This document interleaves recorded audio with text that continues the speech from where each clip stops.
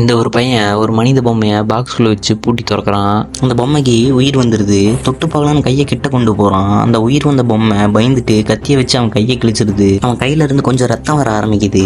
அதுக்கப்புறம் நான் ஒன்றும் பண்ண மாட்டேன்னு சொல்லி அந்த பொம்மைக்கு புரிய வைக்கிறான். அதுக்கப்புறம் அவங்க 2 பேரும் ஃப்ரெண்ட்ஸ் ஆயிடுறாங்க. அதுக்கப்புறம் அந்த சின்ன மனுஷனை வீடு வேணும்னு அந்த பாக்ஸ்ல இருந்து ஒரு டென்ட் மாதிரி இருக்க பொம்மை எடுத்து வரான். அந்த சின்ன மனுஷனுக்கு அந்த டென்ட் கரெக்டா இருக்குன்னு அந்த மந்திர பாக்ஸ்ல டென்ட் மாதிரி இருக்கிற பொம்மையை வைக்கிறான். க்ளோஸ் பண்ணி திறக்கிறான். அதுவும் டென்ட்டா மாறிடுது. அது அவனுக்கு கரெக்டாக இருக்குது. அடுத்த நாள் காலையில் எந்திரிக்கும் போது தான் சின்ன மனுஷன் கத்தி எழுப்பிட்டு இருக்கான். அந்த பையனும் ஏதோ சத்தம் வருதுன்னு எந்திரிக்கிறான். எனக்கு ரெஸ்ட் ரூம் வருதுன்னு அந்த சின்ன பையன் கிட்ட சொல்கிறான். உடனே அந்த பையன் பாக்ஸில் போட்டு வெளியில் விட்டுறான். அந்த சின்ன மனுஷனுக்கு இந்த உலகத்தை பார்க்கவே புதுசாக இருந்துச்சு. அந்த பையனும் ஏதோ பொருள் எடுக்க உள்ளே போயிடுறான். அதுக்கப்புறம் ஒரு புறா வந்து அவனை தூக்க ட்ரை பண்ணுது. அவனுக்கு கொஞ்சம் காலில் அடிபட்டுருது. உடனே உள்ளே போய் ஒரு ஆர்மி சோல்ஜர் கிட் பேக் வச்சிருக்க மாதிரி ஒரு பொம்மை வச்சிருப்பான். அதை எடுத்துகிட்டு வந்து இந்த பாக்ஸில் க்ளோஸ் பண்ணி ஓப்பன் பண்ணுவான். அந்த பொம்மைக்கு உயிர் வந்துடும்.